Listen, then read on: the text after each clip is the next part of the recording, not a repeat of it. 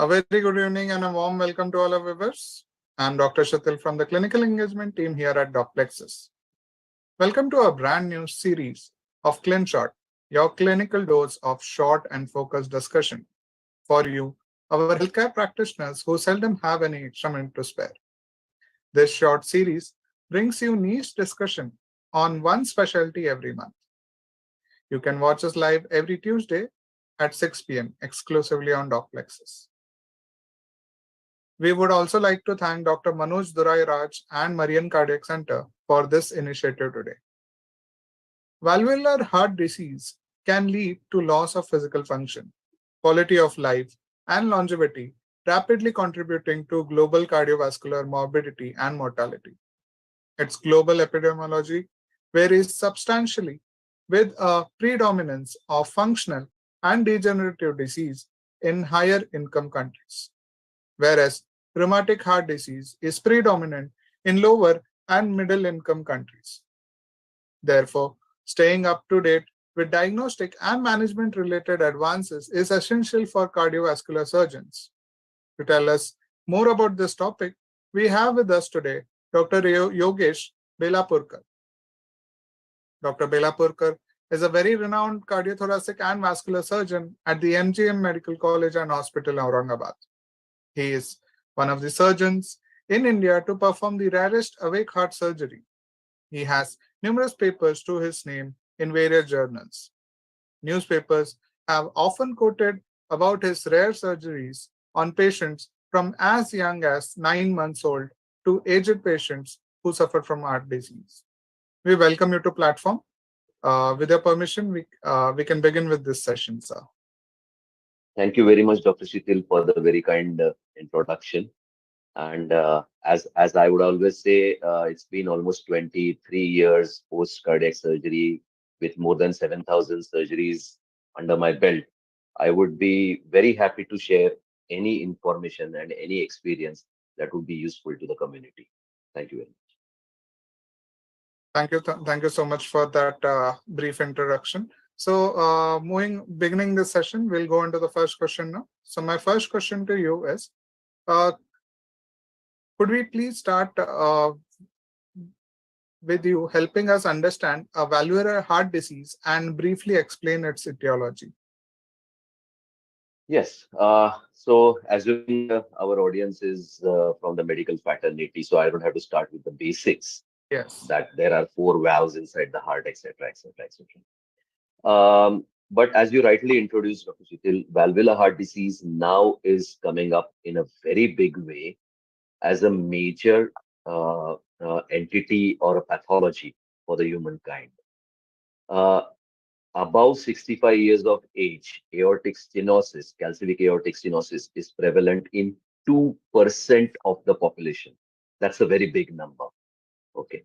And then, of course, there is valvular heart disease, which has been due to rheumatic heart disease, as you said. So, coming coming to your basic point, we have to know more about valvular heart disease more now. It's not that rheumatic heart disease is now peri passe and it does not really much exist. It has been replaced by degenerative valvular heart disease. So let me come back to your question. The etiological factors of valvular heart disease. Now, there are congenital heart diseases of the valve and there are acquired. Acquired are rheumatic heart diseases, as we know. The rheumatic heart disease is probably is because of a bacterial infection in the childhood, and the valve structure and the bacterial structures are more or less the same. So the body attacks the valves and damages the valves. So that's how you get rheumatic heart disease. Uh, Now, which even I am now facing day in and day out, we are all aware about a word called atherosclerosis. Atherosclerosis affects the coronary artery disease. This has now been proven that aortic stenosis or calcific aortic stenosis has the same etiology as atherosclerosis. That I'm sure will be a little bit of a surprise for many of my medical colleagues. The same reasons: male gender, smoking, hypertension, kidney diseases, hyperlipidemia. These factors do affect the aortic valve, and calcific aortic stenosis has been shown to be a metabolic syndrome. We are aware of metabolic syndromes being atherosclerotic uric acid, etc. But here, aortic stenosis is a part and parcel of the metabolic syndrome. So, if you ask me the etiology, why does someone get the congenital factor? If you have heard of bicuspid aortic stenosis, by far bicuspid aortic stenosis is a very common etiology.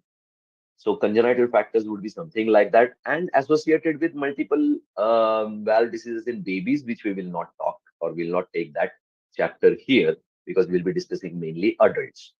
And then in acquired atherosclerotic disease, and the same factors affect the aortic valve.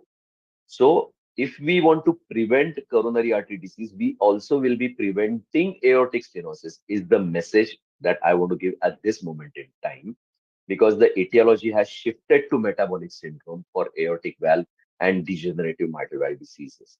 In fact, the valve cells have been shown to produce bone.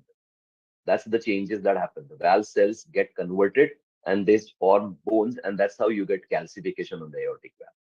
So, just detailing a little bit on the etiology factors so that that can have an implication in prevention. Thank you for that answer. Moving on to the next question. Since you already spoke about how the etiology and all functions, so can you help our doctors understand the classification of valvular heart disease based on the affected valve? Right. So heart diseases, obviously, we know are coronary disease, valvular disease, congenital heart disease. Of the valvular heart disease, when we are talking to each other, say a doctor from the audience wants to know about wants to tell me about some patient having valvular heart disease, we need further labelings, as I would call. So that is where the classification will help. So classification first is based on the valve which is affected. So it can be aortic valve, mitral valve, pulmonary valve, or tricuspid valve. The valvular lesions are either stenotic, where they become small, or regurgitant, where they leak. So again, you can divide each valve into stenotic or regurgitant valve. Then etiology, as I said, based on etiology, whether this is a congenital problem or an acquired problem. So if a doctor calls me and says, okay, my patient has a bicuspid aortic valve, I know he's under the congenital category, and I need to check on these A, B, C, D factors. So next classification would be based on etiology, whether it is rheumatic, whether it is congenital, whether it is degenerative. The third classification of valvular heart disease would be whether it's a primary disease in the valve itself, or has the valve been affected because of secondary reasons.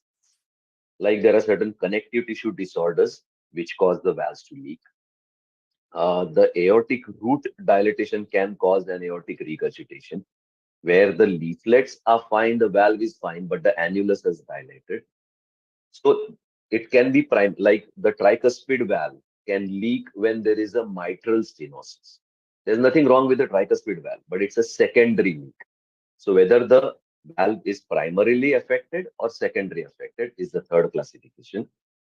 And then based on severity of the disease, whether the stenosis is mild, moderate, severe, whether the leak is mild, moderate, or severe, and whether there are complications associated with it. That is the way we would classify the valvular heart disease. And based on these three or four parameters, based on these three or four words, we can get an exact idea of what we are talking. Say a patient, doctor tells me, my patient has a congenital, severe, calcific aortic stenosis with an ejection fraction heart pumping of 40% with pulmonary hypertension. That gives me a huge big picture. That's why the classification is very important, because just labeling it as aortic will not give me any idea. Thank you for that answer. Since you already spoke about the specific criteria, what you need to actually assess the aortic valve disease, what are the modalities that actually are the diagnostic tools and techniques that help you in getting to these numbers, help in evaluation of aortic valve heart disease? Yes, so we are amongst those fortunate guys who have seen the old and are seeing the new. We were the guys who did not live in the computer age, and we still are now very much used to the topmost gadgets. So we come as doctor, I come in from learning from basic things like clinical evaluation, which I can talk later on. But ECG, X-ray chest, etc., are the methods that we used to use when we used to learn about valvular heart disease. So let me briefly brush you on those because these are still important. They are not to be neglected. Um, ECG, for example, will give us an idea whether the heart rate is regular or atrial fibrillation. ECG will give me an idea whether the hypertrophy of a chamber exists, whether there is a dilatation of the chamber. So ECG would be the first diagnostic modality. Next is the chest X-ray. I remember we used to have a series of 1 hour lecture for at least 10 to 12 sessions based only on X-ray for a valvular heart disease. So a cardiomegaly, a left heart border formation, uh, the cardiophrenic angle, which will give us whether this is the right ventricle or the left ventricle. Then in olden days, there used to be a barium swallow, which used to show a left atrial dilatation, reverse three sign we used to call. So all these were initial methods of diagnosis. Then came the 2D echocardiography. We all know what a 2D echocardiography is. And then the 2D echo color Doppler gave us exact measurements of the valves, the flows, the velocities, the gradients, etc. From transthoracic echo, 2D echo, then came the transesophageal echo. So echocardiography, two-dimensional, was definitely in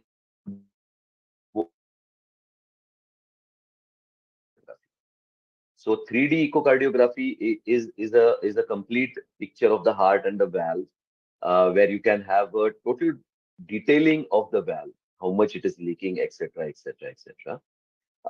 Then you have it's called as the RT3D, real-time 3D, and you have the same real-time 3D introduced through the esophagus. So it's a RD3D, RT3D TEE, transesophageal echo of real-time, three-dimensional. Then there are certain parameters called as the strain imaging, which gives us the left ventricle functioning to a detail.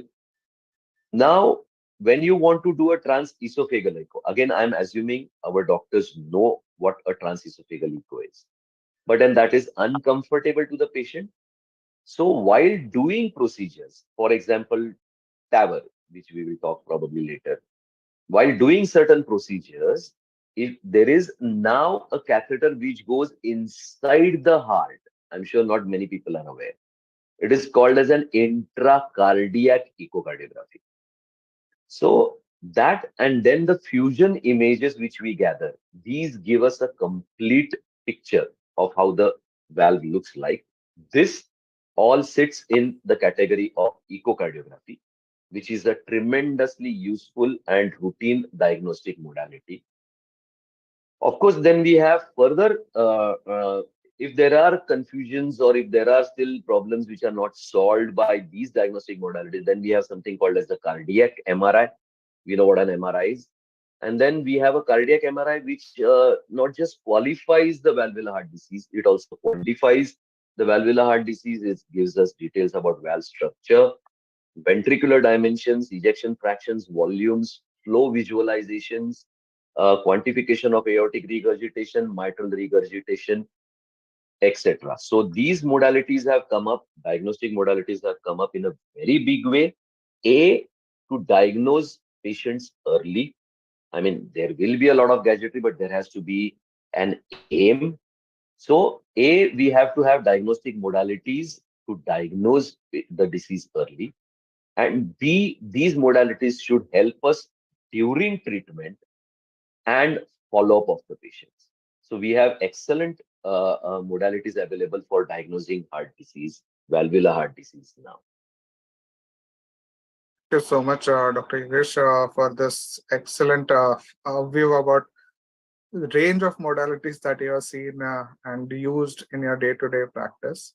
So then my next question would be helpful for the general physicians as well as the new doctors who are just passed from MBBS colleges.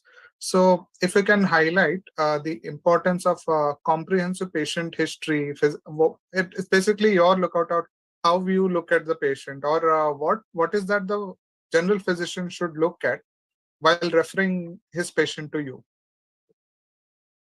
I think that brings us to a very important point. History taking and examining the patient is now an art. Okay, and this has been forgotten.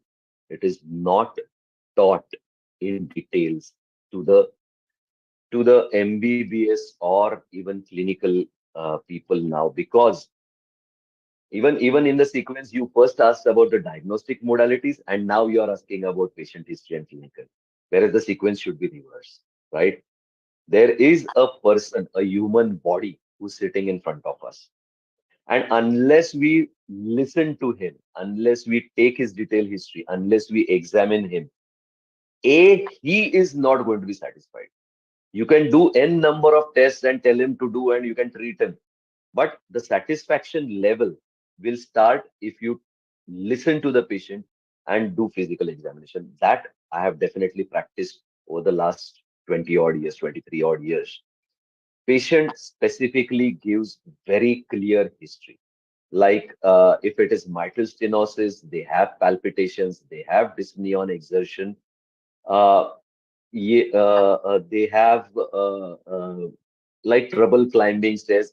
They all have gradations. We have these mentioned in our books right from MBBS, right from second MBBS clinical terms. And when you actually listen to the patient, you will hear them complaining in the same way. Aortic stenosis will complain of angina, will complain of dyspnea on exertion, will complain of giddiness.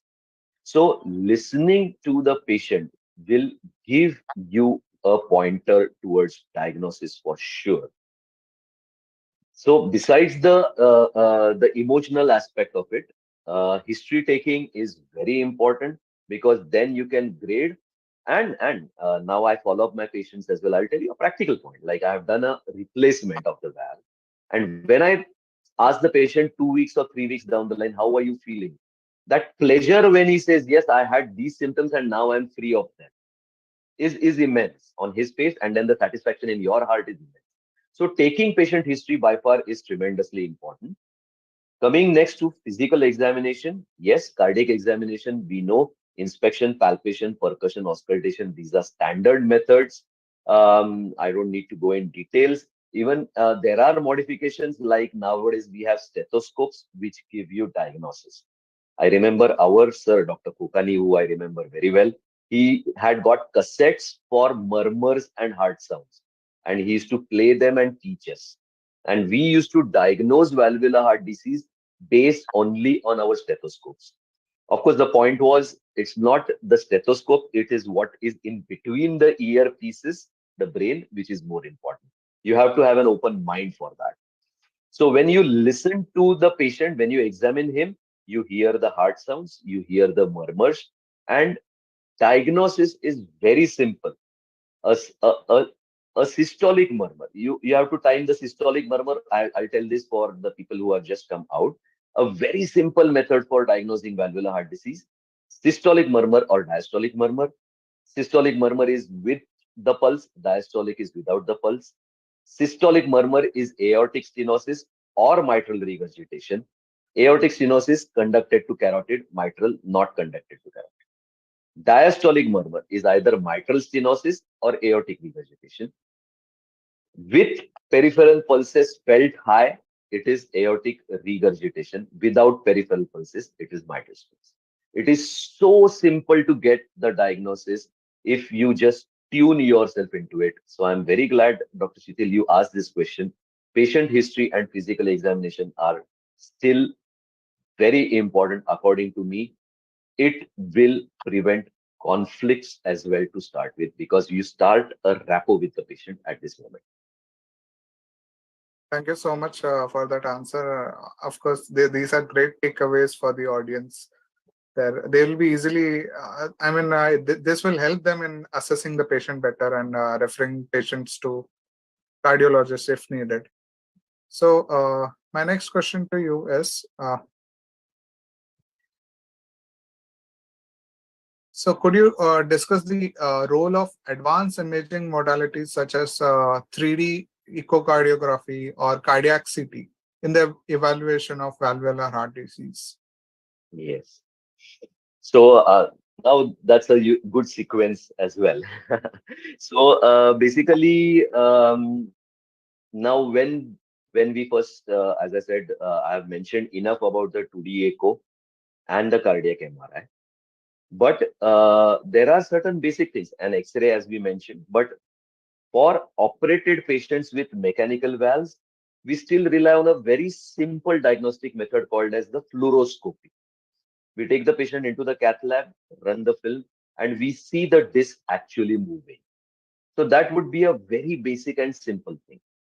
But now we have cardiac CT imaging, which is a very wonderful tool, especially now with, I mean, repeatedly we will hear this procedure called as transfemoral aortic valve implantation, TAVI, transcatheter, not transfemoral.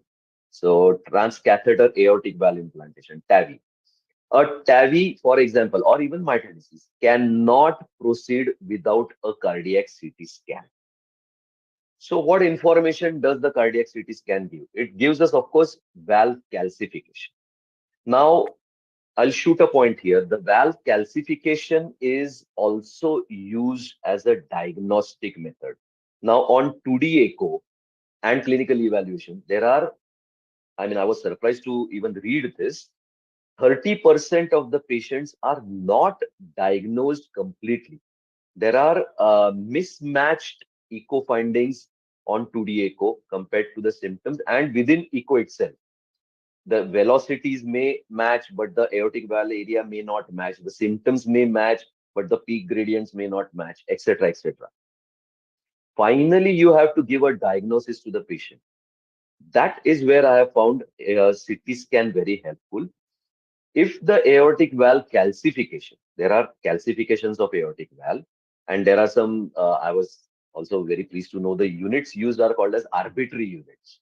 So if you have an aortic calcification of more than 1250 arbitrary units for women or more than 2000 for men, the disease is severe.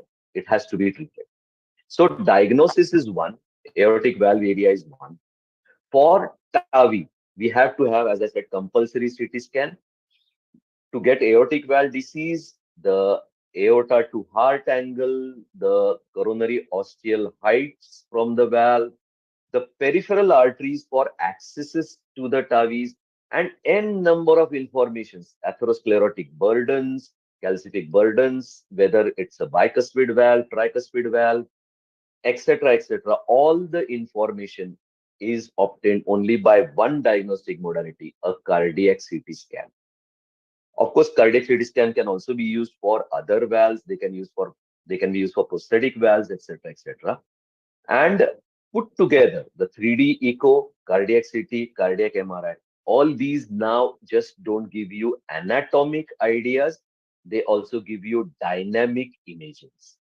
So it is not just the lesion, but how that lesion behaves while the heart is running is what is the importance, is what the message. That these technologies now are very important, very useful, and they help us in diagnosing and managing and following up altogether. Thank you, doctor, for that wonderful answer. Moving on to the next question. So, can you briefly summarize the current guidelines for medical management of valvular heart disease? Yes, the minute you diagnose valvular heart disease, you don't need to jump into intervening straight away. I mean, I have many patients who are elderly on aortic stenosis, mild to moderate aortic stenosis, etc., etc. So we have to first of all judge who requires medical management and who requires intervention. Once we have done that, the basics of medical management of valvular heart disease is very straightforward. The commonest symptoms that occur are because of fluid overload, volume overload. The patient retains a lot of water in his or her lungs, And that's where the first step of management is. You have to give them diuretics. Unfortunately, I've seen, and this would be a message for all the practicing people out here. It is not just the diuretics, you have to have fluid restriction advice as well. Okay. Because what happens is diuresis, as we know, will cause a lot of urine, and the patient keeps on drinking more water, and he presents to us with symptoms that don't go away. So you have to have fluid restriction introduced, the concept of fluid restriction, which starts with patient's body weight. So take his weight, monitor his weight, tell him to monitor his. I mean, if there is a hypertensive patient, I ask them to buy a blood pressure machine. As we know, a diabetic person, we ask them to buy a glucometer. But for a patient on medical management of valvular heart disease, I ask them to buy a weighing scale. Okay. So diuretic management is the first step of medical management of valvular heart disease. You have to give diuretics and restrict fluid. Secondly, controlling of heart rate is very important. Many of these patients are in atrial fibrillation and have a fast heart rate. So you have to control the heart rate by whatever means. There are drugs like amiodarone, beta blockers, calcium channel blockers. Galaptin was an older drug, but many nowadays we have very bisoprolol. We have beautiful drugs which control the heart rate. Then there are with atrial fibrillation or with mitral stenosis, there are chances of having blood clots. These patients require, initially they used to require warfarin or acetron. These are called as vitamin K antagonists. Now we give them newer oral antagonist drugs. So anticoagulation drugs. So newer oral anticoagulation drugs are given for many patients for medical management of valvular heart disease. And so fluid management, rate control, managing other symptoms, these will be medically introduced. More than that, it is important for us to know what not to be given, and that is forgotten many a times. Like if there is aortic stenosis, and if these patients you give ACE inhibitors or drugs which will reduce the systemic vascular resistance, the symptoms will increase. The gradients will increase, the symptoms will increase. So do not give ACE inhibitors in patients with aortic stenosis. Do not give beta blockers in patients with mitral regurgitation or aortic regurgitation.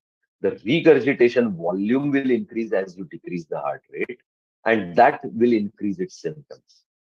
So, to summarize, digoxin, diuretics, rate controllers, anticoagulation, which may be aspirin or newer anticoagulants, and managing blood pressures, these would be the basic stay.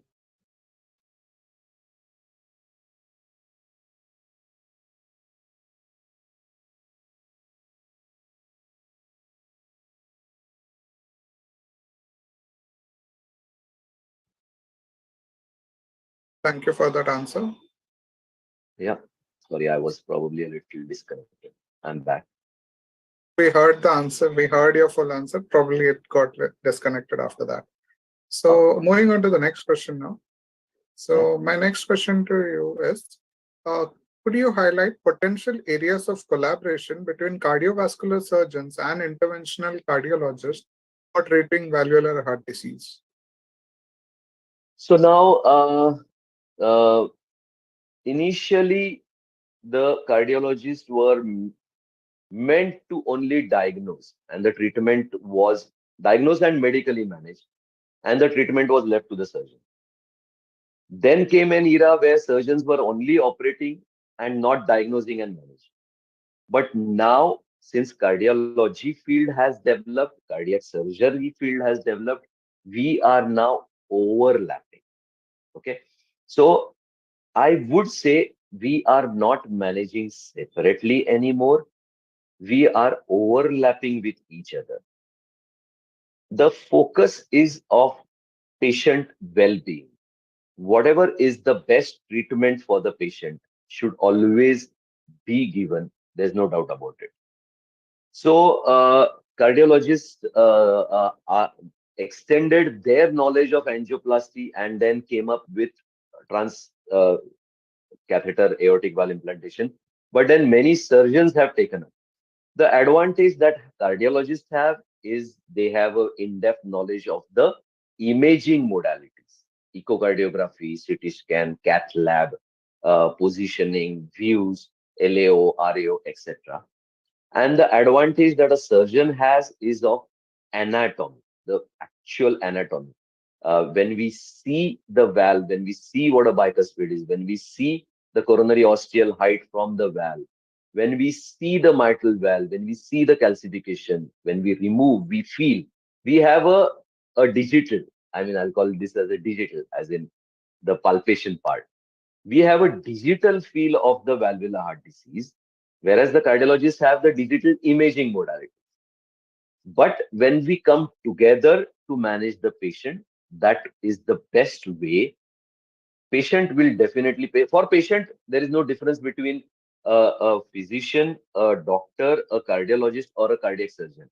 For him, we all are doctors, and we have to give them the right treatment. So now, with overlapping of the fields, I'm sure we have greater exchanges. I mean, last month there was a cardiology conference in Chennai or Coimbatore, was attended by many cardiac surgeons.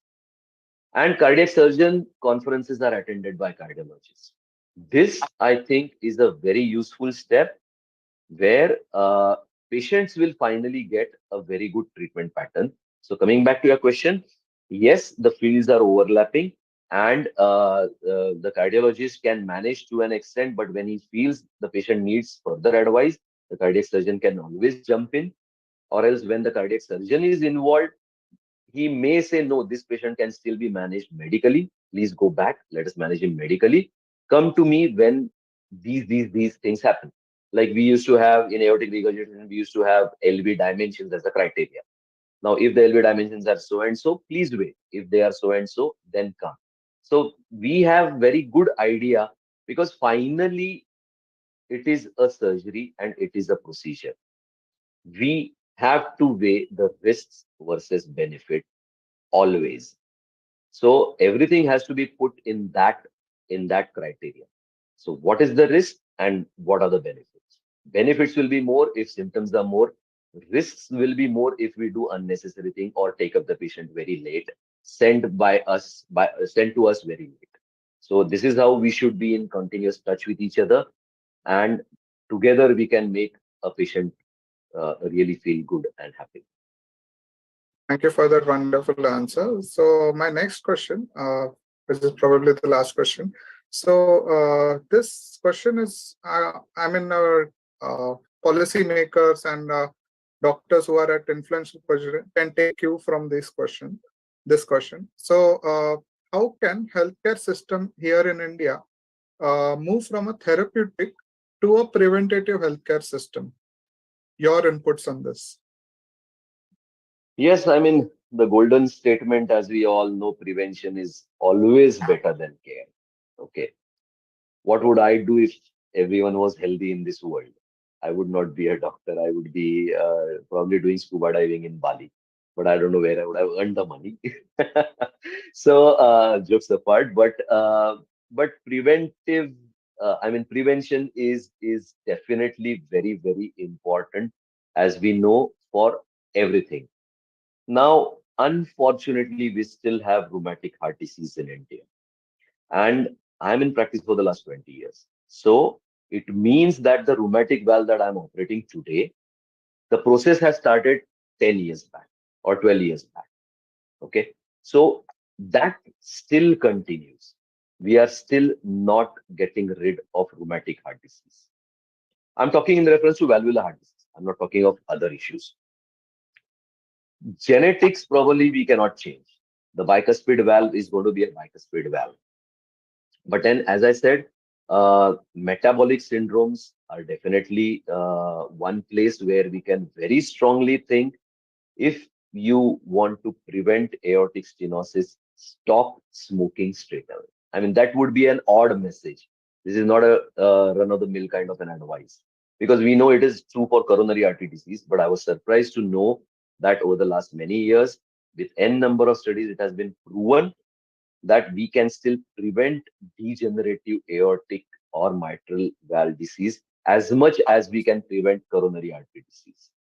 So, coming back to the healthcare systems that are introduced by the government or the policy makers, they would be in general healthy lifestyles to prevent rheumatic heart disease, community togetherness, infections of the throat, picking up these diseases early, child school health clinic, the various diagnostic modalities done at every level, right from maternal and welfare systems. So we can introduce healthcare right from there. We can take health to the villages. Okay, every person should be aware about what it can lead to, an unhealthy lifestyle, what it can lead to. Prevention of diabetes, controlling of blood pressure. We all know that blood pressure is called as a silent killer, but that is because it is not diagnosed. So, A, we have to have introduction of healthy lifestyles. B, we have to have vaccinations and diagnostic modalities right from school onwards, going into adulthood. And then C, we have to have various well-equipped tertiary centers at almost all village level, taluka level, where things can be picked up very fast, very early, and then they can be medically managed from there on. So if we have that, then we are on a health mission 2023, which can be accompanied, which can be accomplished. Sorry. Thank you for that answer. And lastly, any key takeaway message for the audience here? Uh, yes, valvular heart disease is something that is coming up in a very big way. As I said, 2% of population, that's a huge number.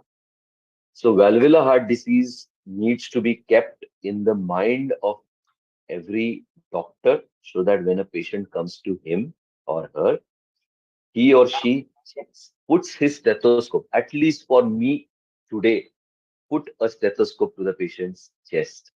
Okay, we have not been doing that. Corona had put us away, but there is no corona now. So clinical evaluation is very important. It starts a relation with the patient and of course gives us diagnosis. That would be the first method, first message. Second message would be diagnostic modalities are now really excellent. Older diagnostic modalities should be used as a platform to get into newer diagnostic modalities. Treatment methods to be availed are now increasing day by day. As we said, the transcatheter aortic valve replacement, but not just that, even if surgery is required, it's sternotomy, mini sternotomy, partial sternotomy, endoscopic, robotic, n types of surgeries that we have, which can be given to the patient, which can help their faster recoveries. Newer and newer types of valves are being introduced. The valve, initially the tissue valves used to last very less, now they last more. Anticoagulations are improving to a major level. So as a rule, everything changes. Change is the only constant. But make use of these changes, changing modalities, changing treatment patterns to give your best to the patient. If you have limitations, even I have limitations, everyone has limitations, at least be aware of people who are doing something that you are not doing and be kind enough to refer the patient to that person so that the patient benefits. Patient tells you thank you doctor, and I think that is a most important message, that we should all be patient centered and use the modalities to the fullest. Thank you. Thank you for that beautiful takeaway message. It was absolute pleasure listening to you. Very well presented session and a lot of takeaways for the audience here. This brings us to the end of this session. Thank you so much, Dr. Belapurkar, for your time and effort in putting together this interesting session to our dear viewers. Thank you so much for attending this session. Do share any more questions if you have. Until we see you again, Take care and happy doc flexing. Thank you. Thank you very much, Dr. Sutil, and thank you, Dr. Texas. Bye bye. Thank you so much, Doctor.